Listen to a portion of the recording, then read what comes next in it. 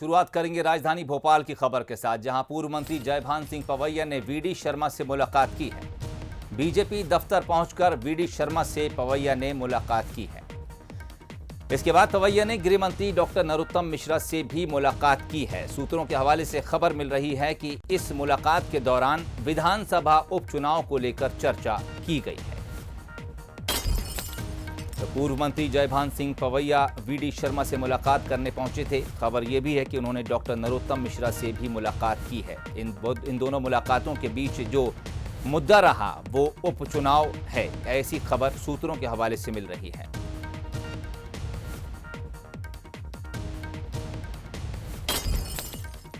पूर्व मंत्री रह चुके हैं जयभान सिंह पवैया और इस वक्त मध्य प्रदेश में अब उपचुनाव की सरगर्मियां तेज हो रही हैं। बीजेपी के तमाम नेता बीजेपी कार्यालय के चक्कर लगाते दिख रहे हैं। टिकटों को बांटने के संकेत अब बीजेपी की तरफ से जैसे जैसे मिलने शुरू हो गए हैं। बीजेपी नेताओं का जमावड़ा अब कार्यालय के सामने और अंदर लगने लगा है। तमाम लोग बीजेपी प्रदेश अध्यक्ष वीडी शर्मा से मुलाकात करने पहुंच रहे हैं। इसी सिलसिले में पूर्व मंत्री जयभान सिंह पवैया भी मुलाकात के लिए पहुंचे थे। बीजेपी के बड़े नेता पूर्व मंत्री जयभान सिंह पवैया, सर सबसे पहले तो आप बीजेपी कार्यालय आए हैं। स्वाभाविक है कि उपचुनाव होने वाले हैं, तो ये चर्चा रही होगी कि आप अपने मत प्रकट करने यहाँ आए होंगे। नहीं, मैं कोरोना संकट के बाद में लंबे समय बाद भोपाल आया हूँ और प्रदेश के हमारे मुखिया हैं, प्रदेश अध्यक्ष जी, उनसे मेरी लंबी मुलाकात हुई है। तमाम सारे राजनीतिक मुद्दे होते हैं और जब दो राजनीतिक मिलते हैं तो राजनीति पर चर्चा होती है। उस राजनीतिक चर्चा को जितना आप साझा करना चाहें, जितना आप बताना चाहें। यानी चर्चाएं तो अनेक होती हैं, संगठनात्मक मुद्दों पर भी बात होती है, ग्वालियर चंबल रीजन के बारे में भी बात होती है और उपचुनाव हमारे सामने है। उपचुनाव में विजय को सुनिश्चित कैसे किया जा सकता है, इस पर चर्चा होना स्वाभाविक है, हुई भी है। सर अब आगे हम उपचुनाव की बात करें। उपचुनाव में जयभान सिंह पवैया क्या भूमिका में रहने वाले हैं? पार्टी जो तय करेगी। जो कांग्रेस से बीजेपी में आए हैं उनका समर्थन करेंगे? नहीं, जो बीजेपी में आ ही गए तो बीजेपी के ही कार्यकर्ता हैं ना। जब उन्होंने मेरी विचारधारा को स्वीकार कर लिया तो अलग करके कैसे देख सकते हैं? आपको क्या लगता है सामंतवाद खत्म हो गया? जिस तरीके से आप लगातार इस पे मोर्चे पे रहे हैं कि सामंतवाद, सिंधिया जी को लेकर आप सामंतवादी सोच हमेशा बताते रहे, क्या वो सामंतवाद खत्म हो गया है या बीजेपी ने उस सामंतवाद को स्वीकार किया है? देखिए, आप जो शब्द बोल रहे हैं और जिस शब्द को लेकर राजनीति में मेरी लंबी लड़ाई का इतिहास रहा है, इस शब्द को और इस प्रवृत्ति को भारतीय जनता पार्टी जैसे कार्यकर्ता आधारित संगठन में कभी कोई स्थान रहा ही नहीं। इसलिए जो भी छोटे बड़े नेता भारतीय जनता पार्टी में आए हैं वो ये मनमानस बनाकर ही आए होंगे कि ये कार्यकर्ताओं के आधार पर चलने वाली पार्टी है। नेताओं और क्षत्रपों के आधार पर भारतीय जनसंघ से लेकर भारतीय जनता पार्टी का कोई इतिहास नहीं रहा है। इसलिए वो आए हैं तो पार्टी का हिस्सा बने। जैसे मैं एक कार्यकर्ता हूं वैसे ही ज्योतिरादित्य सिंधिया जी भी एक कार्यकर्ता हैं। इस भाव से पार्टी में काम किया जा सकता है। जिस बेल्ट से आप आते हैं, सिंधिया जी उसी क्षेत्र के बड़े लीडर हैं।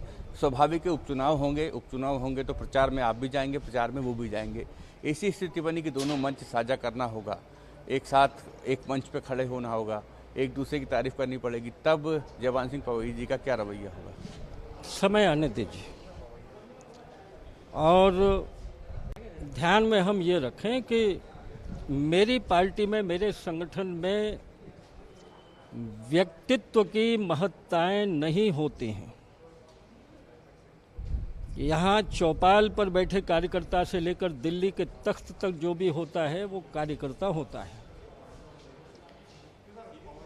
इसलिए मैंने जिस विचार को लेकर अपने जीवन को समर्पित किया है उसमें क्षत्रप नाम की कोई चीज़ होती नहीं है। कार्यकर्ता इस चीज़ को स्वीकार भी नहीं करता है। एक ये होगी संगठनात्मक बात, स्वाभाविक आप एक संगठन से जुड़े हैं, उसकी रीति नीति पालन करना। लेकिन मैं ये जानना चाहता हूँ, क्या दिल से जयभान सिंह पवैया सिंधिया जी को स्वीकार कर चुके हैं? ये अंतरात्मा और दिल की बात कर रहा हूँ। देखिए, ये दिल तो भाजपा से जुड़ा है, इसकी धमनियाँ राजनीतिक रूप से तो जो बीजेपी की चलती है वही पवैया की है।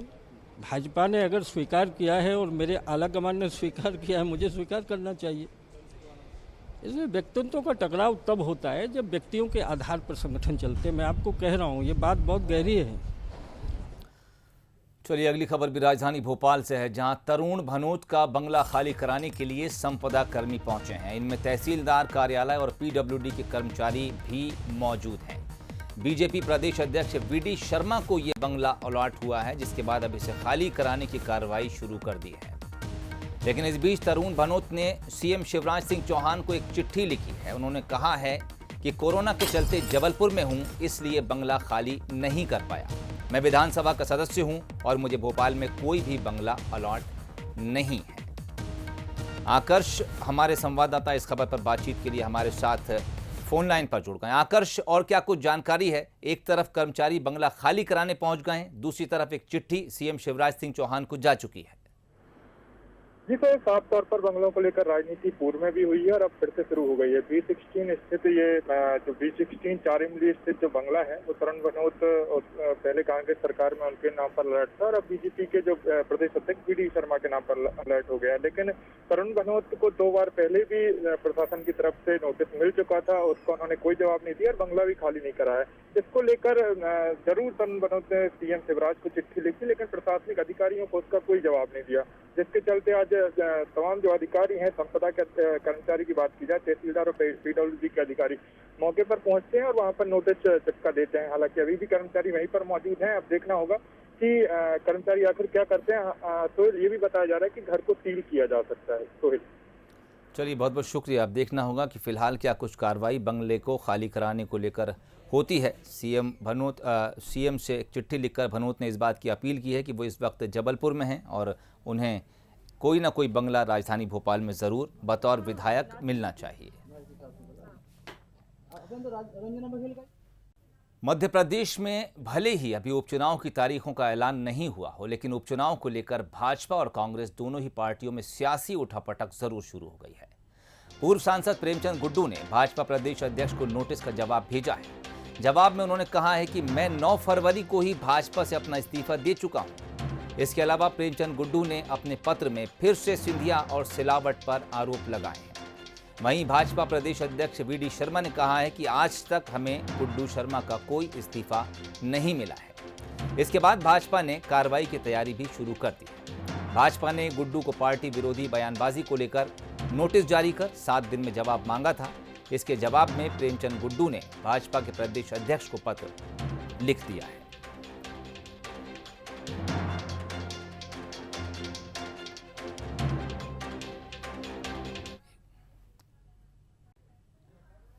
और इस वक्त बातचीत के लिए चर्चा में हमारे साथ जुड़ रहे हैं बीजेपी प्रवक्ता धैर्यवर्धन शर्मा, कांग्रेस प्रवक्ता अवनीश बुंदेला जी और वरिष्ठ पत्रकार सुशील शर्मा भी इस वक्त हमारे साथ तीनों जुड़ रहे हैं। आप तीनों मेहमानों का बहुत बहुत स्वागत करता हूं इस चर्चा में। मैं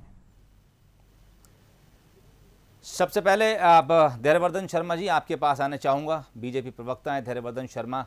हमने खबर अपने दर्शकों को दिखाई, हमने ये भी दिखाया था कि कल एक नोटिस जारी किया गया था जिसमें बीजेपी के लिए यानी पार्टी विरोधी बयान के लिए प्रेमचंद गुड्डू से सफाई मांगी गई थी, जिसके जवाब में ये कहा गया था कि मुझे कोई नोटिस नहीं मिला है। अब उस नोटिस को जब उनको मिल गया, उसके जवाब में ये कहना है कि मैं 9 फरवरी को ही बीजेपी से इस्तीफा दे चुका हूं। क्या पार्टी को इस्तीफे की जानकारी नहीं थी या फिर कहीं कोई कोर कसर रह गई? देखिए, परिवार में आए हुए व्यक्ति के पेट में अंदर खाते में क्या पल रहा है। प्रेमचंद गुड्डू का पार्टी के अलावा इन चंद दिनों में क्या प्रेम उत्पन्न हो गया। गुड्डू जी के आगामी कदम। धैर्यवर्धन जी, देववर्धन जी, मैं आपको रोकना चाहूँगा, किसी तकनीकी खराबी के चलते आपकी आवाज़ हम तक नहीं आ पा रही। आपसे हम दोबारा संपर्क करने की कोशिश करेंगे। फिलहाल रुक करूँगा मैं अवनीश बुंदेला जी की तरफ, कांग्रेस प्रवक्ता हैं।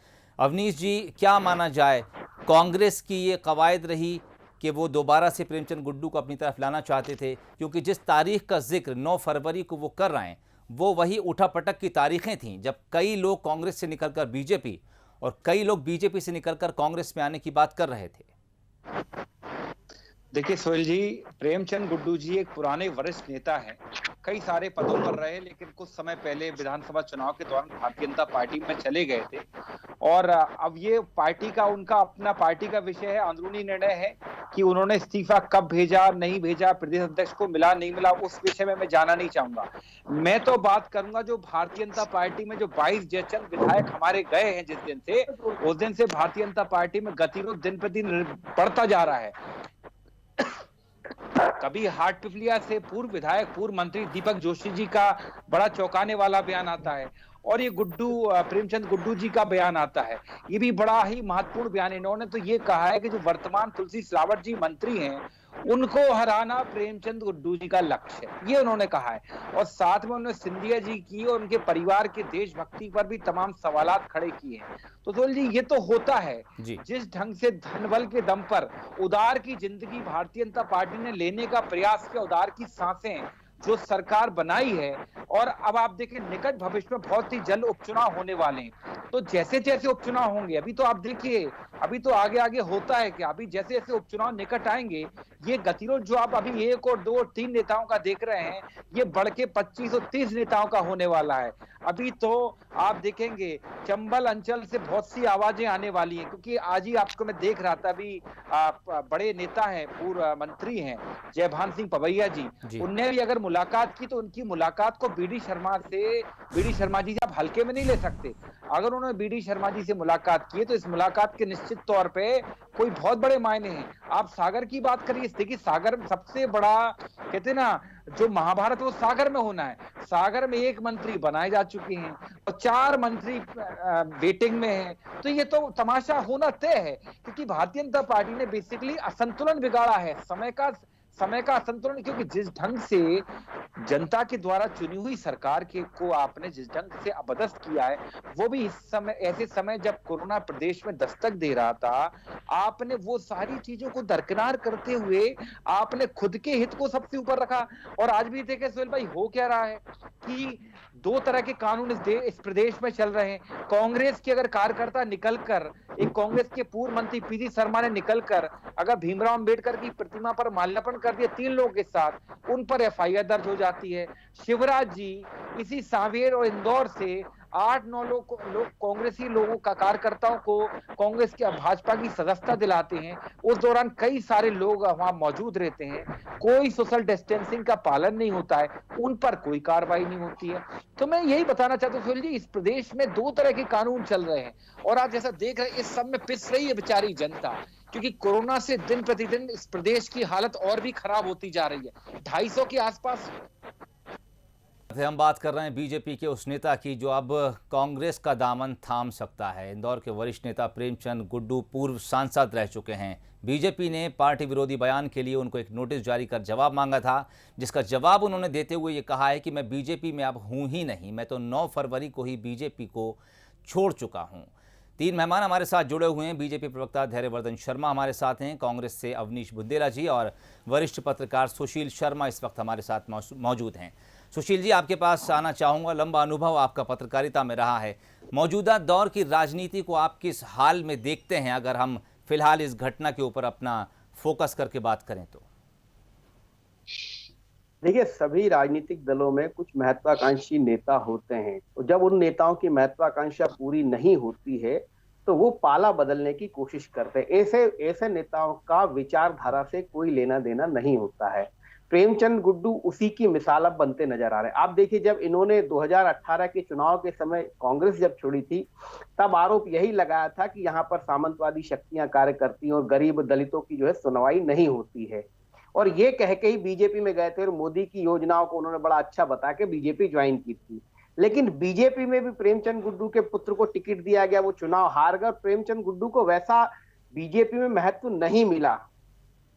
उम्मीद उनको कांग्रेस में भी नहीं थी कि कांग्रेस में भी आप सरकार बने लगभग 1.25 साल हो गया था। इस दौरान हो सकता है इंटरनल इन्होंने कोशिश की भी हो आंतरिक रूप से अपने संबंधों के माध्यम से, क्योंकि बीजेपी में तवज्जो नहीं मिल रही थी और बीजेपी में कांग्रेस से गए अधिकांश नेताओं को तवज्जो नहीं मिली है, कुछ चुनिंदा नेताओं को छोड़कर। जब उन्हें लगा कि यह तवज्जो नहीं मिल रही, इस दौरान जो सिंधिया वाला घटनाक्रम हुआ है उसके कारण कहीं ना कहीं प्रेमचंद गुड्डू के लिए एक स्पेस बन रहा है। वो स्पेस इंदौर में तुलसी सिलावट के सामने लड़ने का है। कांग्रेस यही चाहती, इसी कारण गुड्डू त्वरित या तेजी से जो है कांग्रेस की तरफ जो है उम्मीद लगाकर बैठे हुए और उन पे वहां जाने की तैयारी कर रहे हैं और सीधे चुनौती देना चाहते हैं। तो कांग्रेस के लिए अच्छी बात है, कांग्रेस भी वहां पर यही सोच रही है। ये कुल मिला के जो है दोनों कांग्रेस और प्रेमचंद गुड्डू का स्वार्थ का गठबंधन आज की परिस्थितियों में होने जा रहा है, अगर प्रेमचंद गुड्डू कांग्रेस में शामिल होते हैं। अन्यथा आपका 1.25 साल में ही जिस दल को आप ये कह के छोड़ के आए थे कि वहां पर सामंतवादी शक्तियां सक्रिय, वहां पर गरीबों और दलितों की सुनवाई नहीं होती, पार्टी अपनी विचारधारा से बदल गई है, क्या 1.25 साल में बिल्कुल विचारधारा पे लौट आई क्या पार्टी? ये सवाल प्रेमचंद गुड्डू से पूछे जाने चाहिए, उसके बाद समझ में आएगा। नहीं तो यही लगता है कि उनकी जो महत्वाकांक्षा है वो बीजेपी में पूरी नहीं हुई, अब वो वापस कांग्रेस की तरफ लौटकर, क्योंकि कांग्रेस में एक स्थान बन रहा है, तो वो उस अपनी महत्वाकांक्षा को पूरी करने के लिए कांग्रेस में वापसी कर रहे हैं। चलिए, बहुत अच्छी बात है। बीजेपी प्रवक्ता धैर्यवर्धन शर्मा जी की तरफ रुख करेंगे। धैर्यवर्धन शर्मा जी, हमने सुशील शर्मा को सुना, उनका कहना है कि जो महत्वाकांक्षाएं हैं वो राजनीति में इंसान को इस दल से उस दल में धकेलने का काम करती हैं। क्या ये माना जाए कि प्रेमचंद गुड्डू जिस महत्वाकांक्षा को लेकर बीजेपी में आए थे, कांग्रेस की जिन बुराइयों को उन्होंने गिनाया था, लेकिन वो महत्वाकांक्षाएं भी बीजेपी में पूरी नहीं हुई, क्या उन पर दल बदलू का ठप्पा लगा था, इसलिए बीजेपी में वो अपनी जगह नहीं बना पाए, जिसके चलते अब वो वापस कांग्रेस का दामन थामना चाहते हैं? पब्लिक है, सब जानती है, प्रेमचंद गुड्डू जी के मन में पुरानी कांग्रेस पार्टी के प्रति चंद प्रेम बचा होगा किसी नेता से, वो हो सकता है बढ़ गया हो, गलवैया फिर से होने लगी हो, इसलिए ऐसे ख्याल उनके मन में आ रहे हैं। जब तक जी